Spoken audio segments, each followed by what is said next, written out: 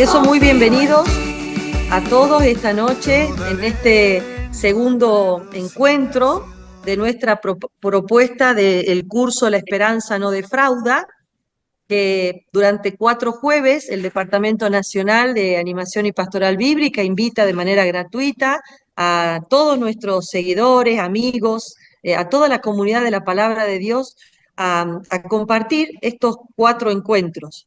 Ya hicimos el jueves pasado nuestro primer encuentro con el Padre Santiago Rostom, y en esta oportunidad, llamamientos a la esperanza, vamos a estar acompañados por la hermana doctora Mariana Sosi, que ella se doctoró en Salamanca, en España, pero hizo su licenciatura en Jerusalén. Es actualmente la presidenta de la Asociación Bíblica Argentina y sobre todo es una gran amiga, una siempre fiel colaboradora de la casa, podríamos decir, del Departamento de Animación y Pastoral Bíblica. Así que le damos las muchas gracias, y antes que Mariana nos comparta su sabiduría y eso que ella ha investigado para hoy, queríamos darle la palabra a Leandro Verdini para que nos cuente un poquito de cómo hacer para acceder a todo este material tan rico que nos están regalando. Lean, contanos entonces a dónde encontrar. Bueno, muchas gracias, Vero. Buenas noches a todos. Quería compartir con ustedes la página web del Departamento Nacional, porque en este tiempo de redes sociales es muy importante estar conectados con todos estos recursos, porque llegan, como ustedes saben, a muchas más personas. Entonces, nos hace mucho bien que visiten la página del departamento. Allí ustedes pueden ver en la pantalla, la dirección de la página es denapbicea.org, que son las siglas, ¿no?, del Departamento Nacional de Animación y Pastoral Bíblica, Conferencia Episcopal Argentina, .org. Aquí en la página ustedes, si la visitan, van a encontrar posteados todos los recursos, los subsidios, especialmente el subsidio que preparamos para este año jubilar. Aquí lo tienen, llamado La Esperanza no defrauda, con las diferentes propuestas de lectura orante de la palabra y diferentes subsidios más antiguos que fuimos haciendo los años anteriores, que aquí los encuentran posteados. También pueden acceder, una vez que quede subido, al curso, a la exposición que va a hacer hoy la hermana Mariana, la exposición de la semana pasada del Padre Santiago y los diferentes cursos que fuimos dando a lo largo de estos años, que son muy útiles para muchas personas. Aquí entonces en la página pueden visitarla y ver todo el material que hay. También los invitamos a que nos sigan en las redes sociales, sobre todo de Instagram. Allí tenemos el espacio de los jóvenes, de NAPBI Jóvenes, donde el grupo de jóvenes del departamento está trabajando mucho en las redes y hace cosas muy buenas para la animación bíblica. Es importante que compartamos el trabajo que ellos hacen por medio de las redes con los jóvenes que conozcamos, hijos, sobrinos, nietos, amigos, que puedan también aprovechar todos los recursos hechos por los jóvenes y para los jóvenes. Muchas gracias.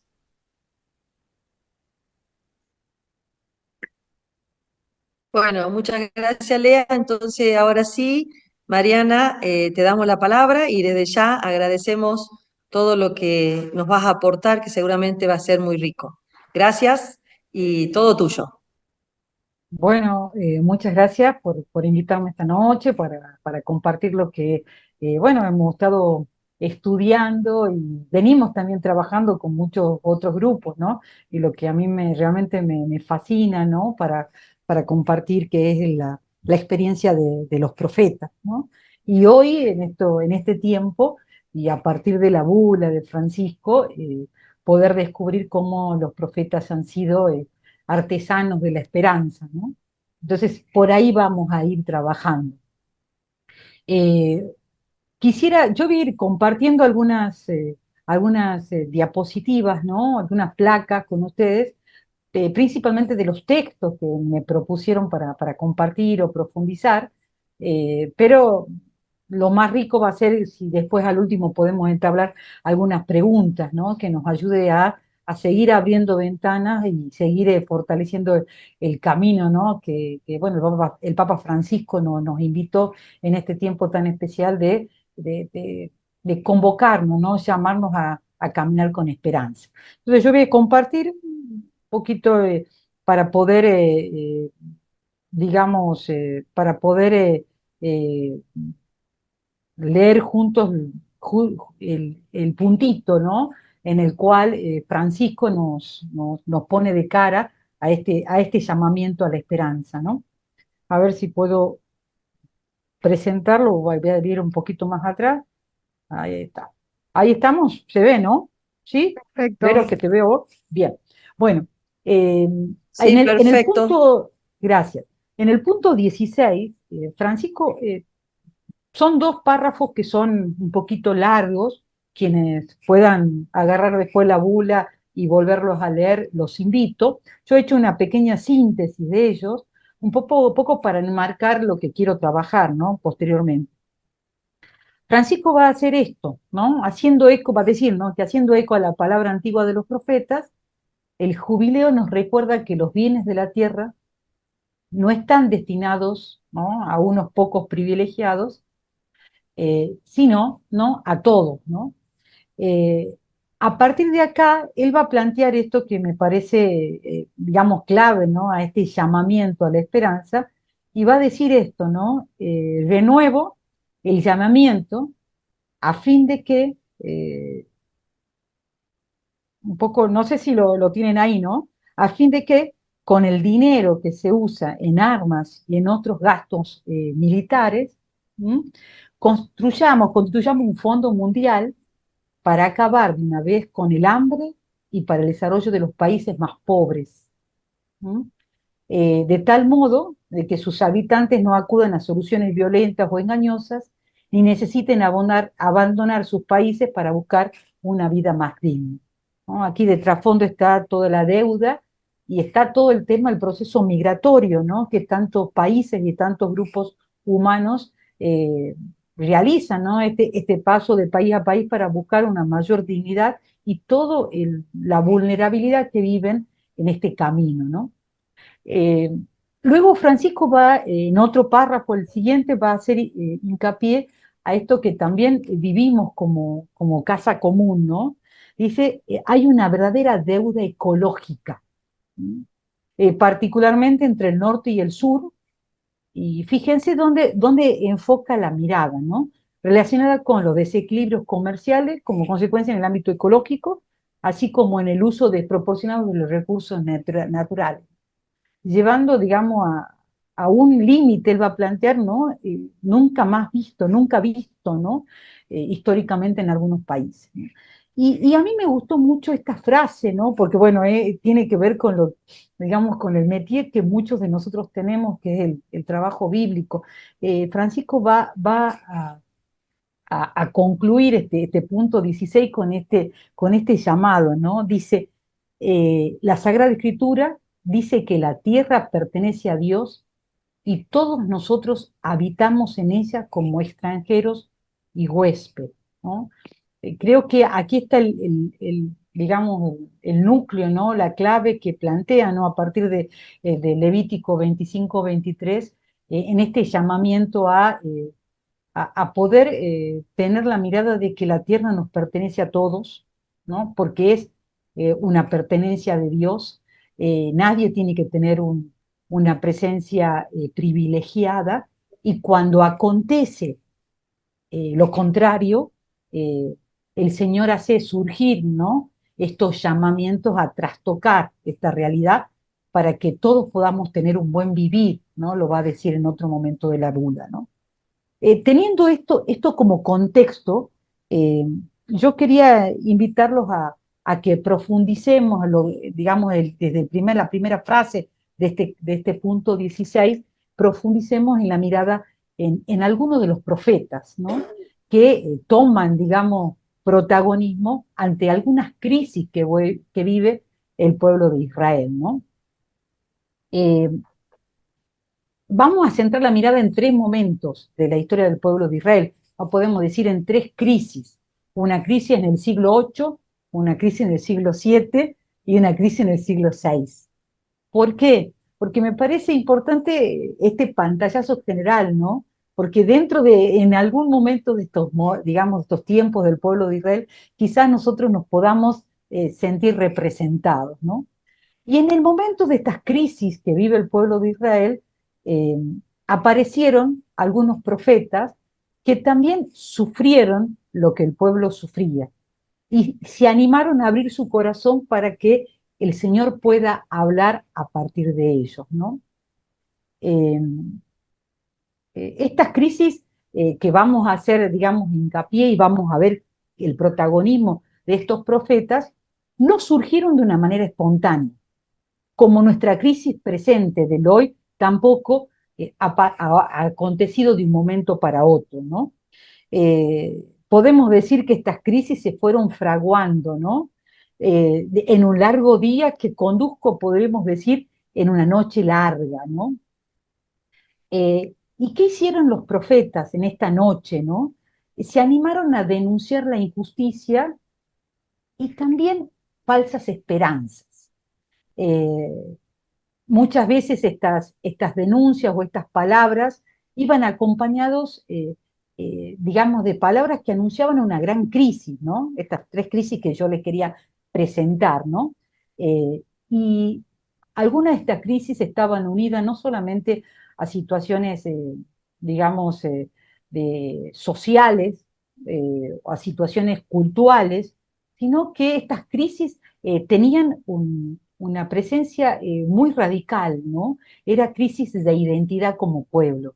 Muchos momentos, este siglo VIII, este siglo VII, este siglo VI antes de Cristo, muchas veces llevaron a que el pueblo de Israel sienta una gran crisis de identidad, de no saber si el pueblo iba a seguir existiendo. Eh, Estas denuncias por parte de los profetas muchas veces estuvieron acompañadas, y es donde yo quiero que hagamos pie en el día de hoy, por palabras de esperanza, ¿no? A veces pequeñas palabras de esperanza, ¿no? Pero que ayudó al pueblo a respirar de una manera diferente, ¿no?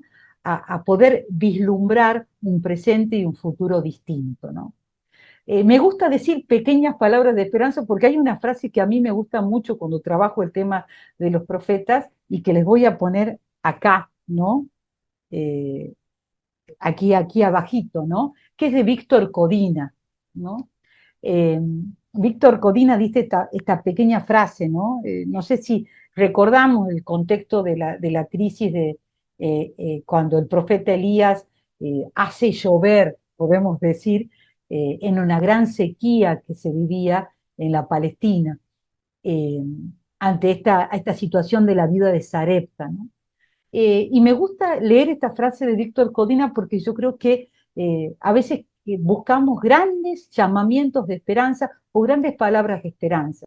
Y muchas veces los profetas de antaño y los profetas de ahora tienen pequeñas palabras, pero que pueden transformar la historia. Fíjense, me gusta mucho, dice Víctor Codina, quizás no podamos como Elías abrir el cielo y hacer llover agua abundante sobre el suelo sediento, pero seguramente podemos suscitar esperanza a las miles de viudas de Sarepta de nuestro mundo, que solo tienen un poco de harina y una medida de aceite. Eh, Creo que el gran desafío de hoy para poder recobrar la esperanza es recuperar estas pequeñas palabras que, bueno, ¿no? Que podamos construir juntos. Una pequeña clave con respecto al tema de los profetas antes de comenzar a verlos, ¿no? los profetas anunciaban, esto lo sabemos todos, ¿no? Yo para recordar solamente, los profetas anunciaban el futuro, ¿no? Eran adivinos del futuro, no, ¿no? El profeta bíblico lo que tenía era los pies metidos en la historia presente, ¿no? Estaba bien parado en la historia presente y desde esta historia presente, sufriendo la historia presente, eh, vislumbraba un futuro solo si desde el presente podíamos tener actitudes diferentes, ¿no? A ver, solamente cambiando conductas del presente era posible cambiar un futuro. Esto va a ser muy significativo, ¿no? ¿Por qué? Porque la profecía no se ocupa del futuro, sino que se ocupa a poder rever un presente y desde el compromiso con el presente construir un futuro diferente, ¿no? Y desde acá me gustaría que veamos a estos tres grupos o estos tres momentos de crisis que vivió el pueblo de Israel, ¿no? Estas tres crisis. La primera crisis es en el siglo 8 y lo tenemos al profeta Oseas. Ya vamos a ver un poquito el contexto, ¿no? ¿Por qué? Porque Oseas va a poder hacer llamados de esperanza para su pueblo desde el presente, solamente si lograba no ser consciente del sufrimiento que vivía el pueblo en esta época. La segunda crisis que vamos a intentar reconstruir y leer algo de Jeremías y de Ezequiel fue la crisis del siglo 7, ¿no? Y la tercera, si llegamos, es del siglo 6 en Zacarías, ¿no? La caída, la primera, la caída del reino del norte, ¿no? Y la destrucción de Samaria. La segunda, la destrucción de Jeremías, de la destrucción de Jerusalén, Jeremías en Jerusalén, Ezequiel yendo al exilio a Babilonia, y la tercera crisis es cuando el pueblo retorna y no se encuentra con lo que creía que iba a encontrar en su tierra. ¿Mm? Entremos en la primera crisis, ¿no? Y algo que podamos centrarnos en la vida de Oseas y en la predicación de Oseas. ¿Qué pasaba en el siglo 8? En el siglo 8 la sociedad israelita había experimentado un importante cambio. Los pies en la tierra, no nos olvidemos de esto. El profeta puede hablar desde la esperanza porque tiene los pies en el presente, ¿no? La monarquía en esta época supuso una transición hacia una vida urbana y, digamos, el surgimiento de muchos oficios diversos, ¿no? Esto implicó una administración central, requería muchos funcionarios y muchos soldados, ejércitos, para poder proteger al pueblo. Un sector más o menos importante de la población que no se ocupaba, digamos, en las tareas agrícolas y ganaderas, se convertía de a poco en grandes propietarios de tierra. De esta manera hubo un creciente, ¿no? Proceso de acumulación y que trajo como consecuencia la entrada en escena de un sector muy asalariado y muchas veces explotado. Quien vea mucho paralelismo con nuestra realidad, bueno, podemos encontrar por acá, ¿no? Una frasecita de San Juan Pablo II que a mí me ayudó mucho también a pensar la historia de Oseas, ¿no? Él dice, cuando tantos pueblos tienen hambre, cuando tantas familias son víctimas de la más absoluta miseria, todos los despilfarros privados o públicos resultan un escándalo intolerable. Lo que decía Francisco en la bula, ¿no? Tomar palabras frente a esta injusticia, esta deuda ecológica, ¿no? Entre el norte y el sur que planteaba, ¿no? ¿Qué hace Oseas frente a esta realidad? Yo los invito, si tienen tiempo después, entren, denle una mirada al profeta Oseas, pero lo que Oseas va a decir frente a esa realidad que se estaba viviendo en el siglo 8, va a decir, ojo, nos estamos olvidando del derecho objetivo que está presente en la Torá, en la palabra de Dios, ¿no? Señala principalmente a los sacerdotes, señala principalmente a los profetas, aquellos que manejaban el derecho y la Torá al dedillo, ¿no? Aquellos que tenían que saber que la legislación vigente, escrita, eh, pedida y requerida por Dios era preocuparse por los débiles, por los pobres, por las viudas y por los huérfanos. ¿Y qué va a decir Oseas? Nos estamos olvidando de esto. Por eso estamos en una crisis de identidad, ¿no?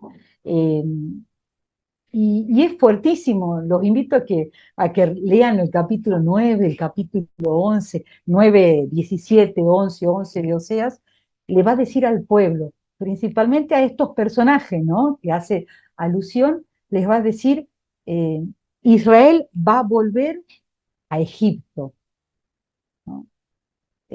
Fíjense, es la imagen, ¿no? Para el pueblo de Israel, Egipto es la esclavitud, es perder la libertad, es perder la identidad como pueblo. Entonces Oseas dice, ojo, si nosotros no asumimos lo que la ley y la palabra de Dios nos plantean acerca de esto, quizás volvamos a ser esclavos, volvamos a Egipto, ¿no? Eh, es fuertísimo, ¿no? El mensaje, bien fuerte. A ver, el gran problema por detrás no era Egipto, era Siria.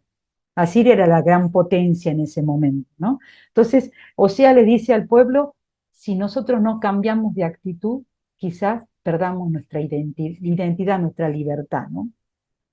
No sabemos muy bien de dónde o cómo predicaba, de dónde predicaba Oseas, pero principalmente lo tenemos por las grandes referencias que hace de Efraín, lo tenemos que ubicar en el reino del norte, ¿no? Predicando, ¿no? Y nos invitaba, a mí me han invitado a que profundice el capítulo 2 del capítulo de Oseas, ¿no? Y lo que va a decir Oseas al pueblo, digamos, al pueblo de Israel, le va a decir, vean si tienen la Biblia por ahí, al comienzo del capítulo 2 le va a decir, eh, Israel, su madre, ustedes, el pueblo, se ha prostituido, ha ido atrás de otros dioses, ¿no? Me ha dejado de lado, no está viviendo según nuestra alianza, nuestro pacto, ¿no? Eh, y si leen los últimos versículos de la primera parte, en el versículo 6, versículo 7, le va a decir esto, su madre se prostituyó, la que los concibió se cubrió de vergüenza. Y fíjense por qué se cubrió de vergüenza, ¿no? Es fuerte, el versículo 7 dice, Israel dijo, iré tras mis amantes, ¿no? Los otros dioses, ¿no? Los que me dan mi pan, mi agua, mi lana, mi lino, mi aceite, mis bebidas. Eh, a ver, Israel y Judá, el pueblo de Israel, tenía un privilegio, ser el pueblo elegido y el pueblo salvado por Dios. La contraparte de esto era vivir según lo que Dios los había invitado a vivir, la justicia, el derecho, por los débiles, por los pobres, los huérfanos. Y el pueblo de Israel no quiso vivir esa parte que le tocaba, ¿no? Eh, no quiso vivir según el plan de Dios, ¿no? Se había olvidado, o sea, Israel como esposa en la relación de alianza, se había olvidado de lo que le tocaba vivir en este pacto de amor, en este pacto de alianza. Muy, muy gráfica es la imagen esponsal en el profeta Oseas, ¿no? Abandonaron al verdadero Dios y se fueron con los otros dioses, ¿no? Eh, y fíjense, es fuerte este versículo 7 del capítulo 2 que yo les leía, ¿no? Dice, las propias necesidades de Israel fueron más fuertes que el pacto de amor. La seguridad inmediata que le daba a los otros dioses prevaleció frente al riesgo de un amor vivido en libertad y en gratuidad, ¿no? Pensemos en nuestras relaciones, pensemos lo gráfico del mensaje, ¿no? Ante esta actitud, ¿cuál es la esperanza que el profeta Oseas le va a plantear al pueblo? Va a ser esta. Fíjense. A ver si. Aquí está. Esto es el versículo 16 al 25 del capítulo 2 del profeta Oseas. Dios le va a decir a partir del profeta, a pesar de que vos me olvidaste, a pesar de que vos como pueblo no cumpliste la contraparte de nuestra relación de alianza y de amor, yo lo mismo te voy a volver a seducir, te voy a llevar al desierto, te voy a hablar al corazón y ahí te voy a dar los verdaderos dones que vos necesitas, ¿no? Es precioso el mensaje, no sé si se recuerdan, ¿no? Pero hay algunas partecitas que yo quisiera detenerme, ¿no? Fíjense, ¿no? Eh, ahí lo tenemos, ¿no? Al texto, no lo quiero leer todo porque capaz que nos lleve mucho tiempo, ¿no? Pero hay algunas partes que son preciosas para recobrar la esperanza, ¿no? Fíjense lo primero, eh, el Señor lo lleva al pueblo a un descampado, lo lleva al pueblo al desierto. eh, y ahí va a poder estar a solas con el pueblo, sin distracciones, ¿no? Para que pueda olvidarse de los otros dioses, ¿no? Y puedan a solas retomar la alianza, volver a escribir el pacto de amor, ¿no? Y es ahí en el desierto donde se va a producir dos cosas que me parece que en la conciencia de la deuda ecológica que plantea Francisco es muy gráfica, ¿no? Se produce un pacto y se produce una boda. No sé si lo ven ahí el texto, dice que le hablará al cielo y el cielo responderá. O sea, hay un pacto con toda la creación. O sea, el pueblo tiene que tomar conciencia que la relación con Dios no es solamente una relación entre el pueblo y Dios, sino que la alianza tiene impacto sobre toda la creación, ¿no? Entonces, hay un pacto con la creación y hay una celebración de boda, ¿no? Una restitución de la alianza y el amor, ¿no? Los animales salvajes participan en este pacto, ¿no? Es muy significativo, no solamente el cielo. Eh, y fíjense el versículo 21, dice, en un momento dice, yo eh, te desposaré conmigo para siempre. ¿Me siguen ahí en el textito, no? Te desposaré en justicia y en derecho, en amor y en compasión, en jamín, en misericordia.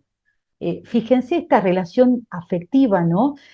A mí me gusta centrar un poquito la mirada en esas cuatro palabras, ¿no? Dice, en derecho y en justicia, que está el aspecto legal de la relación, ¿no? De la alianza. Pero también la alianza se fundamenta en las otras dos palabras, ¿no? Que es en amor y en misericordia, en amor y en compasión, ¿no? Está lo legal de la relación, pero esa relación legal se basa en una experiencia de amor, de misericordia, de compasión. Y estas cuatro palabras van a fundamentar la fidelidad que van a entablar nuevamente, ¿no? Pero no sé, Vero, yo no, estoy profundizando estas cuatro palabras, ¿no? Y me encantó algo que leí de algo viejo que había leído otra vez, ¿no? De Jekyll, que decía que estas cuatro palabras podríamos decir que son vividas fuertemente por el Señor. Y aquí está la experiencia de esperanza, ¿no? Oseas le dice al pueblo, no se preocupen, porque el Señor va a volver a instituir la relación y Él nos va a dar la capacidad para vivirla, ¿no? Entonces decía Jekyll, que me encantó, decía que la justicia, el derecho, el amor y la compasión son características propias de Dios y que Dios no se las queda para sí, sino las comparte con su pueblo, ¿no? Es como que la derrama para que el pueblo pueda constituir su alianza, ¿no? Me parece precioso esto, ¿no? Como experiencia de esperanza. La fidelidad no va a ser un trabajo duro por parte del pueblo porque el pueblo se asegura que el Señor comparte, ¿no? Su fidelidad con él. Es como decir que Dios aporta la fidelidad, ¿no? Eh, y una cosita más con respecto a este tema digamos, del profeta Oseas, ¿no? Esta, esta misericordia, esta compasión que el Señor nos entrega para que podamos nosotros vivir la fidelidad, ¿no? Con Él. eh, crea una cercanía en el pueblo, ¿no? Una cercanía con el pueblo, ¿no? Crea una cercanía con el sufrimiento humano. Hace que, si el Señor descansa en nosotras su compasión, hace que nosotros también podamos vivir la compasión y la misericordia con los demás, ¿no? Es como que subraya el compromiso que nosotros tenemos como pueblo. Por eso hace eco con lo de la bula de Francisco, ¿no? Y en medio de esta situación de crisis que vive el pueblo, no solamente es importante la relación con Dios, sino la relación que tenemos entre nosotros, ¿no? Como pueblo. Eh, Aquí yo voy a hacer un link quizás con el profeta Isaías, ¿no? Que también, ¿no? El profeta Isaías, en el primer Isaías, ¿no? Eh, Isaías va a decir en el capítulo 1, versículos 16 y 17, ¿no? Dejen de hacer el mal, aprendan a hacer el bien, busquen la justicia, socorran al oprimido. Si nosotros aceptamos el derecho, la justicia, el amor y la compasión de parte de Dios para renovar la alianza con Él, de cajón sale, ¿no? Esa actitud, ¿no? De justicia, del bien, de socorrerlo, que invita el profeta Isaías. Sé que no profundicé mucho, pero me parece que está lindo como un llamamiento de esperanza, ¿no? Por parte del profeta Oseas, ¿no? En una crisis lejana, octavo siglo antes de Cristo. Pero yo quisiera hacer otro link y pasar al profeta Jeremías y Ezequiel, ¿no? Yo sé que son dos textos, pero son dos textos muy conocidos por nosotros, que quizás saquemos otra clave para profundizar. Yo les cuento un poquito el contexto, ¿no? En el contexto del siglo VII antes de Cristo, eh, la situación internacional, ¿no? Se complicó para el pueblo de Israel, ¿no? Principalmente para el reino del sur, ¿no?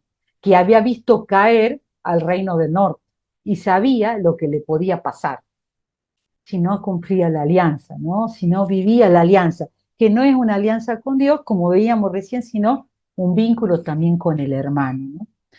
Eh, Nosotros sabemos que aparecen los babilónicos, y el gran amigo Nabucodonosor, bueno, destruye Jerusalén y se produce el exilio, ¿no? El primer exilio y el segundo exilio, destruyendo en el año 587 todo Jerusalén y el templo, ¿no? Se incendia el templo. Ahora bien, esta catástrofe del siglo VII, no nos olvidemos, esta catástrofe llevó al pueblo a un colapso, ¿no? ¿Por qué? Porque todo donde asentaba su experiencia de fe queda destruido. La tierra, el templo, la ciudad. ¿Está? Eh, si tienen tiempo, en algún momento relean el libro de las lamentaciones. Es fuertísimo. ¿Por qué? Porque cada lamentación, ¿no? Va recuperando la experiencia de quiebre que tiene el pueblo al ver que los grandes pilares estaban destruidos, los grandes pilares de su experiencia de fe. En esta crisis nosotros tenemos dos personajes que tenían los pies puestos en la tierra y que tienen que acompañar al pueblo haciendo llamamientos de esperanza, para que el pueblo, a pesar de vivir la crisis, sea consciente que si cambia de actitud, podemos construir un futuro diferente. Y lo tenemos a Jeremías desde Jerusalén y Ezequiel que acompaña al pueblo al exilio. Precioso. ¿Estamos? El profeta Jeremías había denunciado, nosotros vamos a ir al capítulo 29, pero sería precioso ir construyendo y reconstruyendo toda su predicación, ¿no? En el capítulo 7 él había dicho, escuchen, vean en el reino del norte qué les pasó, cambiemos de actitud, reveamos nuestras prácticas, porque nos puede pasar algo parecido. O sea, realmente tenías palabras de denuncia, pero invitando a la conversión, ¿no? Eh, y Jeremías lo que va a ayudar al pueblo es a hacerse las preguntas digamos concretas. ¿Por qué nos pasó esto? ¿no? ¿Por qué Dios permitió o causó la destrucción de Jerusalén? ¿Por qué permitió la deportación? ¿No? ¿Por qué no puede pasar esto si nosotros somos el pueblo querido por Él? ¿No? ¿Qué va a pasar con los que se van? ¿No? Con el resto de Israel, ¿no? Eh, Esto es muy interesante porque también es la pregunta, ¿no? Al pueblo es un llamado a la esperanza, ¿no? A la conversión, ¿no? Eh, el mismo Jeremías, eh, junto a estas preguntas, se daba cuenta que si ponía mucho el dedo en la llaga, podía llevar a que el pueblo no pueda encontrar un futuro diferente. Entonces, junto a estas preguntas sobre el presente, Jeremías va a intentar que el pueblo que está en el exilio pueda, digamos, construir un buen vivir en el presente. Y esto es una experiencia de esperanza, ¿no? Invita a aceptar la deportación como resultado del juicio de Dios, ¿no? Por el mismo pecado del pueblo, ¿no? Y invita a partir de esta carta, ¿no? Que es la famosa carta del capítulo 29 de Jeremías, ¿no? Les dice, bueno, cásense, sean fieles, construyan su casa, vivan de su trabajo, no sean gravosos para el pueblo en donde viven. O sea, les va dando algunas indicaciones concretas para que puedan aceptar lo que estaban viviendo, para que no vivan continuamente con un rencor, ¿no?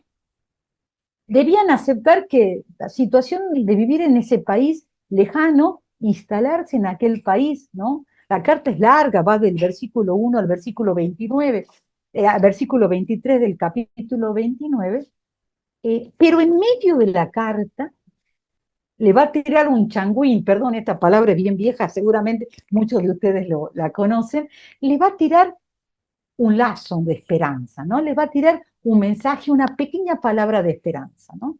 Instálense, vivan, sean honestos, tengan actitudes fraternas entre ustedes, no sean gravosos para el pueblo donde están, pero, y ahí les he puesto este pequeño versículo, les anuncia que después de 70 años el Señor visitará al pueblo. ¿Para qué? Para salvar, ¿no? Eh, ¿Cuál es el mensaje de esperanza? Lo que ustedes están viviendo ahora no es para siempre, ¿no? No es una realidad definitiva, sino transitoria. Es un tiempo de purificación, ¿no? Eh, pero a pesar de esto, el profeta ¿qué hace? Estimula a buscar a Dios a partir de la situación que estaban viviendo, ¿no? Fíjense esto, o sea, Dios lo va a visitar, pero hay que pasar un tiempo. Hay que pasar 70 años. Y en este tiempo van a tener que vivir fieles al proyecto de Dios. ¿Mm? Precioso, ¿no? Dice ahí concretamente, ¿no? Así habla el Señor una vez que se haya cumplido los 70 años, yo los visitaré y realizaré en favor de ustedes mi promesa, haciéndolos volver al lugar. Porque yo conozco bien, dice, los planes que tengo proyectados por ustedes. Son planes de prosperidad, no de desgracia, ¿no? Para asegurarle un porvenir y una esperanza. Entonces, cuando ustedes me invoquen, yo estaré ahí, ¿no? Fíjense, voy a cambiar la suerte de ustedes. Bueno, este mensaje, ¿no? Les tiene que plantear Jeremías al pueblo que vive en la situación del exilio, ¿no? Eh, Me parece que está bueno, ¿no? A veces como actitud, ¿no? Eh, para poder, hay muchas situaciones de conflicto, de incertidumbre, de desasosiego, situaciones de noche que estamos viviendo a veces como pueblo, como país, como mundo, como casa común, ¿no? Eh, y poder tener estos mensajes de esperanza, ¿no? Pero vivir fieles para pasar la noche juntos, en este sentido y no en el sentido que quizás estamos pensando otros, para transitar esta situación digamos, ¿no? De no ver un futuro, ¿no? Eh, Animándonos a decirnos entre nosotros, ¿no? Que el Señor va a estar presente, ¿no? que el Señor se va a hacer presente cuando lo supliquemos, ¿no? Que este tiempo también es un tiempo de purificación, ¿no? Purificación no externa, sino de esas actitudes que, como decía Oseas, nos hemos olvidado del plan de Dios. Jeremías. ¿Vamos bien, Leandro? Bien. Me parecía lindo ponerlo a Jeremías y ponerlo a Ezequiel, porque Jeremías se queda en Jerusalén, ¿no? Pero Ezequiel se anima, porque se anima a aceptar la invitación de Dios de acompañar al pueblo hacia el exilio. O sea, vean que el profeta siempre vive la realidad que está viviendo el pueblo y sufre la crisis que vive el pueblo. Y hay una parte del pueblo que se queda en Jerusalén y hay una parte del pueblo que va al exilio. Entonces tiene que haber profetas ahí, ¿no? Y el profeta Ezequiel primero fue un sacerdote, fue familia sacerdotal, pero asumió el desafío que el Señor lo invita a vivir siendo profeta, ¿no? Y esto ustedes ya saben la diferencia y todo lo demás, ¿no? En una experiencia personal con Dios, Dios lo invita a vivir el, el ser profeta, ¿no? A ser portador de la palabra profética, ¿no? ¿Y qué tiene que hacer? Denunciar el pecado, proclamar la salvación, eh, y una de las cosas más fuertes que tiene que hablar y decir el profeta, yo los invito a que si quieren entrar en el capítulo 12 de Ezequiel, los primeros versículos, me parece muy fuerte, ¿no? Porque le dice así el Señor, me fue dirigida esta palabra del Señor, hijo de hombre, vives en medio de un pueblo rebelde. Está en el medio el profeta, ¿no? Tienen ojos para ver y no ven. Tienen oídos para oír y no oyen. Porque es un pueblo rebelde. Así pues, tú, hijo de hombre, prepara tu equipaje para el destierro. O sea, Ezequiel, en medio del pueblo, viviendo la rebeldía del pueblo, eh, tiene que aceptar el desafío de acompañar al pueblo y su presencia en medio del pueblo, y ya la vamos a ver, la palabra en medio del pueblo va a ser un llamamiento a la esperanza, ¿no? Y es precioso, otra cosita de Ezequiel en este sentido, y si tienen tiempito y después lo vayan al capítulo 11, versículo 23 al 25, lo primero que le tiene que decir Ezequiel, comenzando a caminar con el pueblo hacia el exilio, le tiene que decir al pueblo que Dios es como un santuario para los deportados. Él ve cómo la Shekinah, cómo la gloria de Dios se levanta del templo y camina con su pueblo.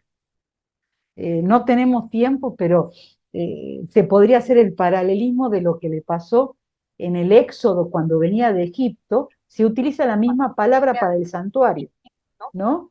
El, el pueblo camina por el desierto y la carpa donde está el arca de la alianza va en medio del pueblo. ¿Cómo la gloria de Dios camina en medio del pueblo para el exilio, ¿no? En Babilonia. Y esta es la palabra de esperanza que tiene que decir el profeta al pueblo. Vamos a ir al exilio, estamos caminando al exilio, yo camino con ustedes, pero la gloria de Dios, el Señor, está donde está el pueblo. Precioso el llamamiento a la esperanza. Pero yo quería que que veamos otro texto, porque esto es el que me ha dicho Leandro que tenía que compartir con ustedes, y es este texto, ¿no? El texto que ya lo conocemos de memoria, ¿no? Pero yo quiero centrarme en estos versículos. El famoso texto de Ezequiel 37, ¿no? Recordemos, al comienzo de la crisis del siglo 7 antes de Cristo, destrucción de Jerusalén, del templo, nos quedamos sin tierra, sin rey, ¿no? Los 4 pilares que daban la seguridad, la experiencia de fe del pueblo de Israel, ¿no? Su elección. Eh, Se siente como estos huesos secos, ¿no? Los huesos secos. ¿Se acuerdan el sueño, ¿no? La visión, perdón, de Ezequiel, del versículo 1 al versículo 10, ¿no? Dice, la mano del Señor se posó sobre mí y el Señor me sacó fuera por medio de un espíritu y vi un valle lleno de huesos. Esta es la experiencia que vive el pueblo de Israel. Está huesos calcinados abajo de una fosa, bien en lo profundo. Esta es la experiencia que vive en el exilio. Y el profeta le tiene que decir al pueblo, de tal manera para que el pueblo comprenda que a pesar de que se sienta así, tiene que profetizar, ¿no? Tiene que hablar desde el espíritu, convencerlo, ¿no? Desde de la fibra más profunda, que el Señor lo va a reconstituir, ¿no? Como pueblo, ¿no? Fíjense cómo termina el versículo 10. Era un ejército inmenso. Una vez que el pueblo se comienza a reconstruir como proceso, como tiempo, es precioso, ¿no? La profecía esta, ¿no? Hueso con hueso, tendones, carne, piel, espíritu, todo un proceso, 70 años. Acuérdense de la carta de Jeremías, ¿no? Eh, Ezequiel, con esta imagen, con esta visión, tiene que mantener la esperanza, la fe del pueblo en el exilio para el retorno. Y la imagen es preciosa, ¿no? Yo un, un insight, un vínculo que me parece muy fuerte, ¿no? Ezequiel en esta visión utiliza la palabra hueso, ¿no? Fíjese en el primer versículo, ¿no? El valle estaba lleno de huesos, todo mezclado, ¿no? ¿Qué significa el hueso, ¿no? Para la comprensión bíblica? En el hueso, como para nosotros también, eh, en el hueso está el ADN de una persona, ¿no? En el hueso está el ADN de un pueblo, ¿no? eh, a pesar de que el pueblo se sentía destruido, ¿no? Se sentía calcinado, se sentía sin identidad porque había perdido todos los pilares, su ADN estaba, ¿no? No estaba destruido, los huesos estaban, ¿no?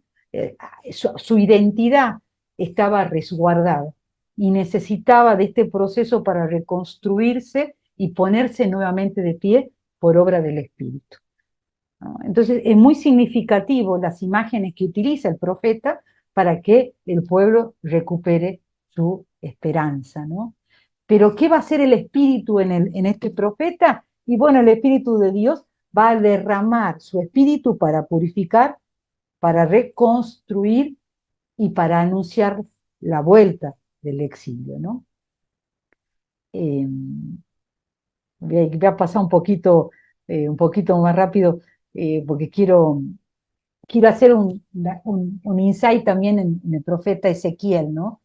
Eh, ¿A qué va a llevar esta reconstitución, ¿no? Del pueblo? Va a ser que la ley que antes estaba inscripta, ¿no? En la piedra, se inscriba nuevamente de una manera diferente en el corazón del pueblo, ¿no? Y aquí le hago una, una invitación, ¿no? Y me quedo con Ezequiel para hacerle contarle un poquito la crisis del siglo VI, ¿no? Ezequiel le va a decir al pueblo, en el capítulo 11, versículo 19, que el Señor le va a dar un corazón nuevo. Ahí está la recreación total, ¿no? Que la vemos tan específicamente en el capítulo 37, ¿no? Yo les daré un corazón nuevo y pondré en ellos un espíritu nuevo. Quitaré el corazón de carne, ¿no? Le quitaré de su corazón el corazón de piedra y les pondré un corazón de carne, un corazón más humano, ¿no? Para que caminen según mis preceptos y observen mis normas y pongan en práctica. Y así mi pueblo y ustedes serán mi pueblo y yo seré mi Dios, ¿no?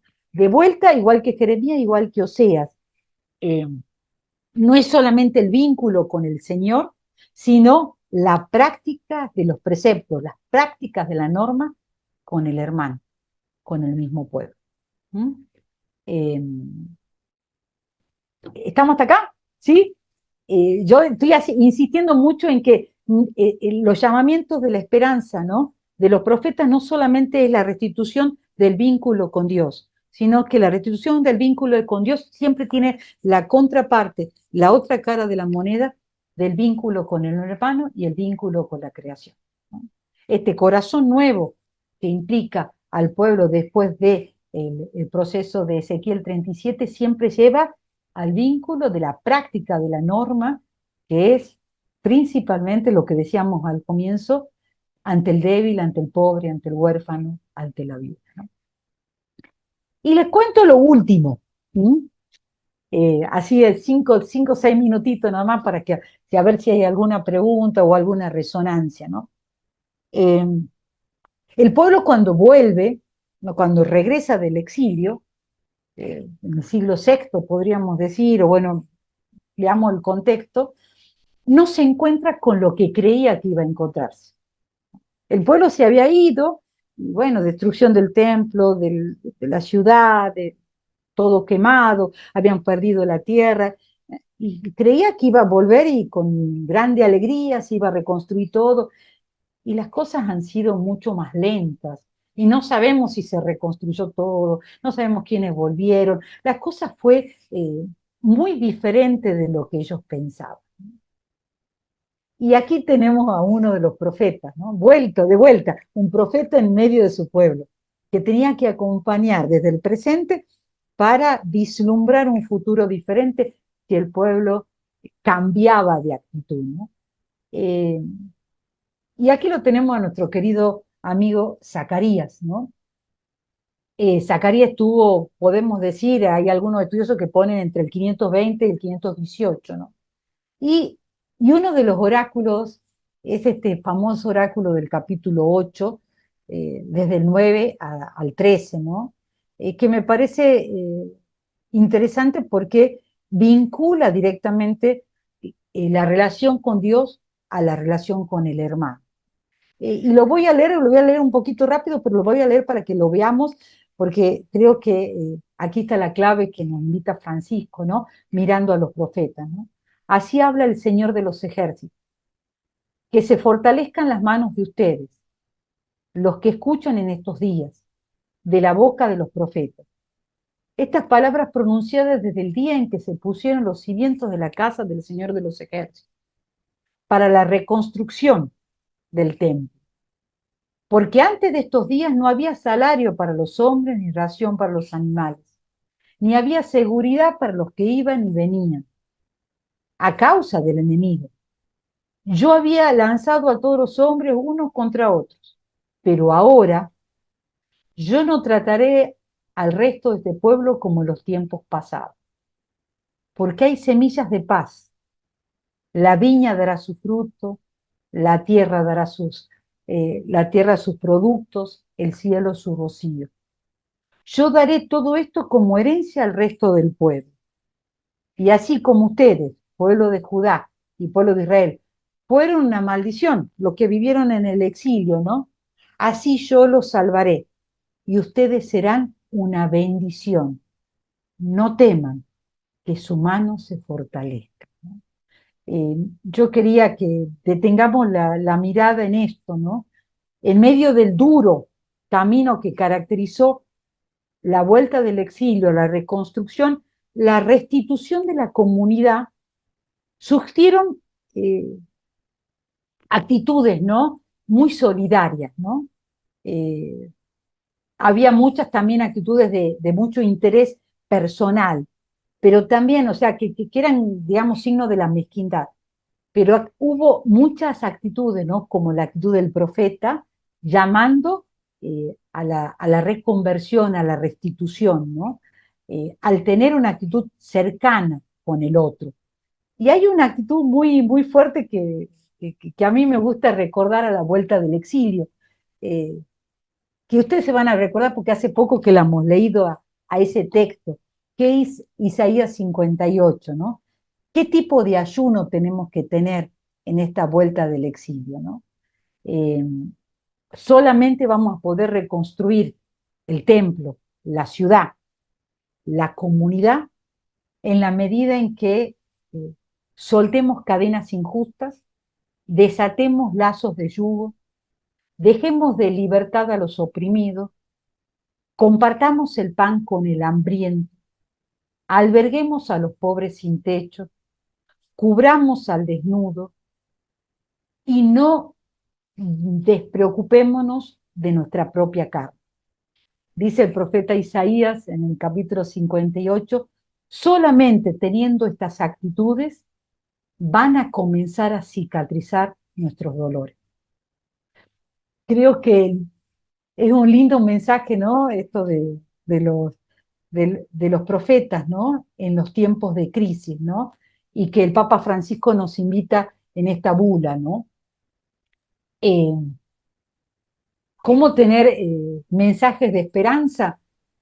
Restituyendo la relación con Dios, eso de cajón, pero solamente restituimos la relación con el Señor en la medida que tenemos estas prácticas, ¿no?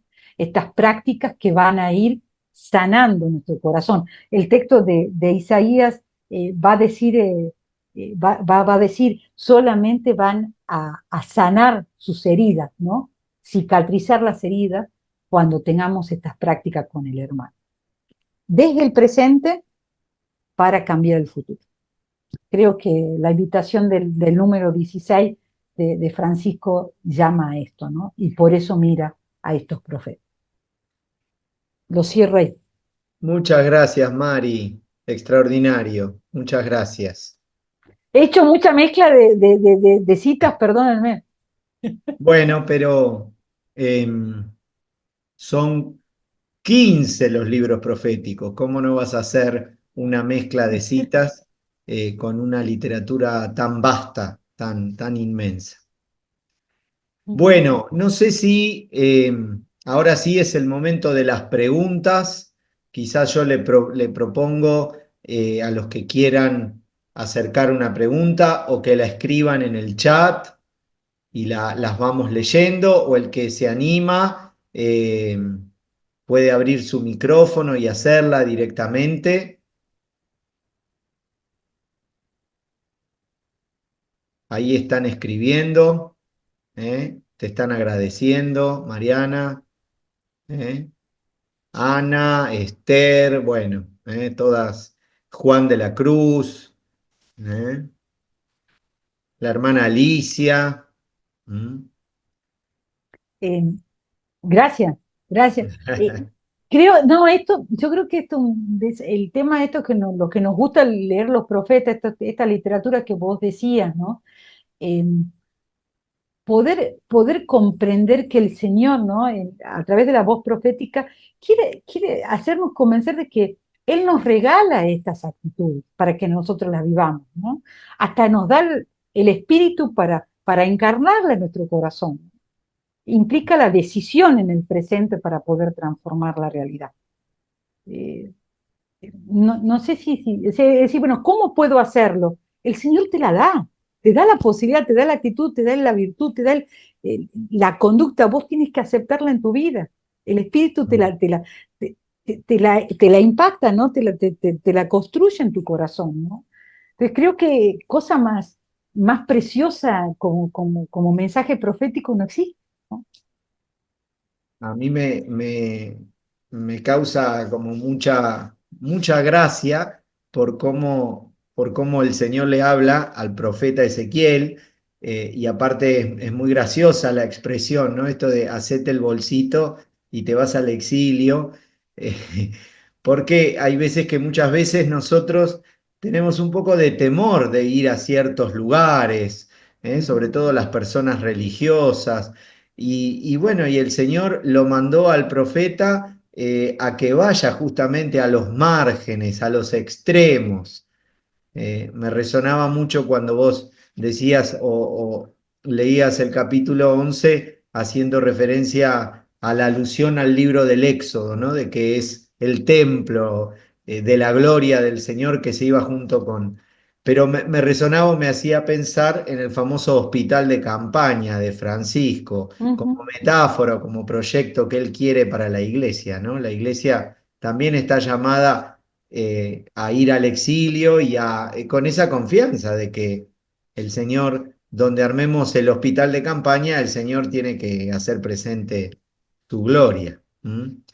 Bueno, pero bajan más mensajes, no sé si hay preguntas. Sí, acá hay una pregunta que te hace Nora. A ver si me pasé alguna, me dicen, por favor. Nora acá. Te pregunta cómo, ahora también estamos viviendo una etapa de crisis, ¿cómo afrontarlas? ¿Apertura, convicción, fortaleza?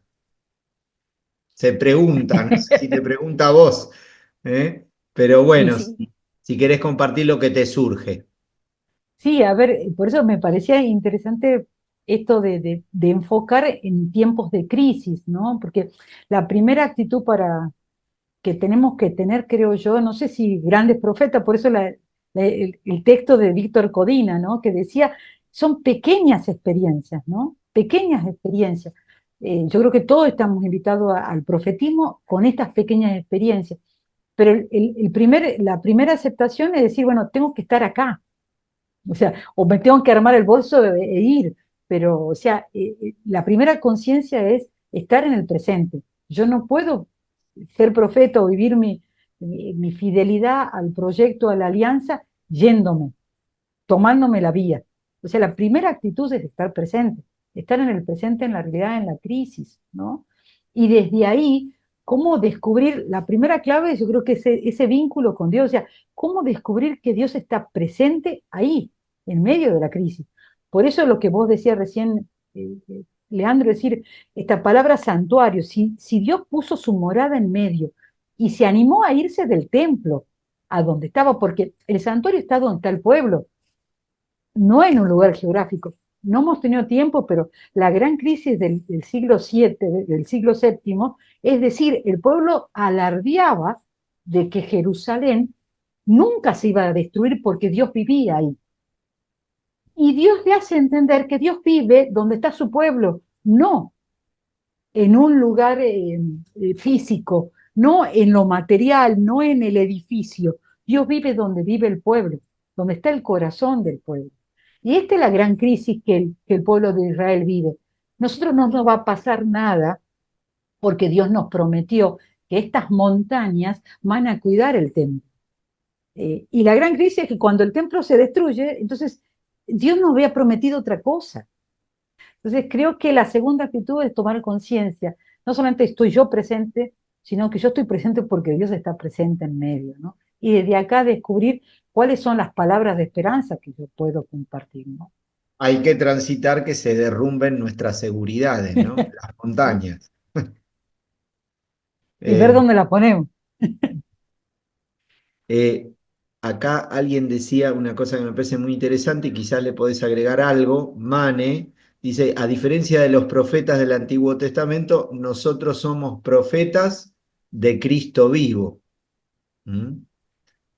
Eh, Se supone que allí hay un plus. Ahí y ahí está el tema, bueno, a mí me encantó, bueno, fue el sábado, hace 2 sábados, ¿no? La lectura de Isaías 58, ¿no? O sea, cuando el contexto era el ayuno, pero qué tipo, ¿no? De ayuno vivir, ¿no? Y que va describiendo, ¿no? Y que dice, solamente así se van a curar tus heridas, ¿no? Eh, el insight, el vínculo con Mateo 25, ¿no? Y cómo Mateo 25, ese Jesús vivo, que está en el hermano, o sea, no solamente en medio del pueblo, sino Jesús que está en el hermano, en el más pobre, en el más pequeño, en ese huérfano, en esa viuda, en el más débil, en el más vulnerable, en el que está en el extremo. Y es ahí, con ellos, en donde tengo que compartir, ¿no? Entonces creo que el profetismo o la actitud es profética, o las pequeñas palabras proféticas vividas desde el Nuevo Testamento, Mateo 25 es el contexto, ¿no? Buen samaritano, bueno, hay tantos textos en donde Jesús como nos raya la cancha, ¿no? Nos muestra sus huellas, ¿no? Para poder tener esas palabras que a veces es plena vida, ¿no? Ana Osorio, acá hace una pregunta, ¿cómo actuar con los medios de comunicación? Me enojan mucho. ¿Cómo profetizar en esta crisis de mala información? ¿Mm? Parece la batalla de Jeremías con los falsos profetas. Como los falsos profetas. A ver, ahí está concretamente, o sea, o el mismo Oseas, ¿no? El mismo Oseas dice, ustedes sacerdotes y ustedes profetas, está hablando a los otros profetas, los falsos profetas, que en última instancia no están acordándose. Había muchas palabras en este segundo capítulo de Oseas. El tema del conocimiento. ¿Cuál es la verdadera información o el verdadero conocimiento que nosotros compartimos o damos a conocer, ¿no? Del proyecto de Dios, ¿no? Y yo creo que aquí está el gran desafío también con los medios de comunicación. Me encantó y yo creo que, Leandro, ustedes no pueden dejar de publicitar la página, ¿no? Porque creo que los medios de comunicación que nosotros desde, bueno, de la experiencia de fe que tenemos, también ponerlo dentro de la nube, ¿no? O también publicitarlo. Hay tantas experiencias, ¿no? Yo lo escuchaba el otro día, bueno, yo también soy de Bahía, ¿no? Esto es lo que nos está aconteciendo como argentinos, ¿no? Toda la experiencia de Cáritas, de Carlos Aspiros, de los salesianos, de tanta gente sin nombre que están presentes, como no por publicitar, sino para compartir y fortalecer, ¿no? Y producir también noticias. Ustedes con los cursos, con estos espacios, producen noticias, no solamente linkean noticias de otros. Producir, ¿no? Un mensaje diferente a través de los medios es clave. Alicia tiene una pregunta de YouTube. Dale, Alicia. Ah, yo Sí, creía que era de Alicia y ahí me agarro la cabeza. no, no, no, no. Bueno, son agradecimientos y demás, pero acá María Consuelo dice lo siguiente: las crisis vienen dadas por el pecado del hombre, y como decimos en criollo, y ahí la pregunta, ¿pagan justos por pecadores? Paga la comunidad, ¿no? Yo creo que aquí está o el mismo pueblo, ¿no? El mismo pueblo, o sea, aquí hay una solidaridad, ¿no? Y esto sacando otro profeta u otro momento profético de Jeremías, ¿no? Me encanta, ¿no? Toda la crisis de la segunda confesión de Jeremías, ¿no? A partir del capítulo 15, ¿no? Eh, el Señor le dice a Jeremías, haz que el pueblo vuelva, ¿no? Pero tú tienes que hacer el camino para acompañar al pueblo y que el pueblo retorne. Y muchas veces el estar en medio del pueblo, no sé si pagamos o pagan justo por pecadores, ¿no? Pero es esta actitud de caridad, de presencia, es la que nos ayuda a retornar o nos ayuda a transformar el corazón de piedra en corazón de carne, que no se lo va a transformar si uno no está, si uno no hace el camino, ¿no? Y si ahí toca vivir tiempos de desierto, y sí, bueno, no estamos para compartir cosas, pero a veces hay cosas que uno dice, ¿por qué tanto tiempo? Si yo no he hecho esto, pero bueno, y bueno, hay que transitarlo, ¿no? Y muchas veces ese tránsito por el desierto es una purificación personal, pero es una purificación como pueblo, que a veces por el mismo testimonio uno no sabe de lo que es capaz el testimonio, ¿no? Para los demás, ¿no? Para nosotros principalmente. A mí, vuelvo a decir a Isaías 58, ¿no? Cuida de tu propia carne también, no solamente de atender al huérfano, al que está sufriendo, al que le falta vestido o comida. Tu propia carne también es importante. Bueno, llegaron más agradecimientos, vos los podés leer Sí, en el chat, te agradecen tu a cariño, ustedes. tu claridad para expresar, que llenaste el corazón de esperanza y bueno, muchas cosas más. Amén. Eh, Gracias a ustedes. Escúcheme la confianza de poder compartir con tanta gente, realmente, y compartirla así con amigos, ¿no? Es precioso eso, porque además para nosotros es un trabajo el tema de estudiar la palabra, pero después compartirla en ámbitos así es tocar el cielo con la mano. Así que muchas gracias. Gracias. hay una, no, no, pensé que es, no, no, es un agradecimiento. Bueno, siendo las 9:15, entonces damos por concluido nuestro segundo encuentro. ¿Eh? Muchos agradecimientos de parte de todos y seguramente habrá más de todos aquellos que se acerquen al video por medio de las redes sociales, de YouTube o de la página web. Les agradecemos a todos, le agradecemos especialmente a Mariana. Los invito a que esta noche, cuando den gracias a Dios por el día, den gracias también por esta charla, por ella, por sus conocimientos y por su comunidad religiosa. Y que tengan todos una linda cena y muy buenas noches. Buenas noches. Muchas gracias, nos vemos. Gracias, hermana. Chao, buenas noches. Buenas noches. Buenas noches, muchas Gracias gracias. a todos. Hasta el